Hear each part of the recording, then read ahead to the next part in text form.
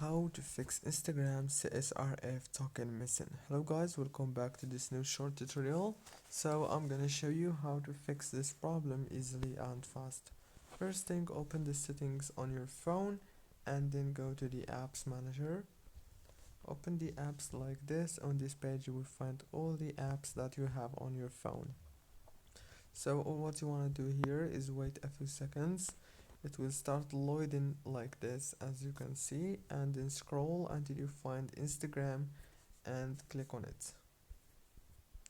Now all what you want to do here is click on storage, wait a few seconds,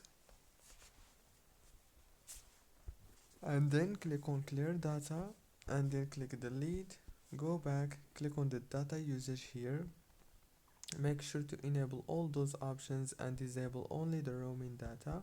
Now the last step you want to do is update your Instagram into the latest version on the Play Store or the App Store.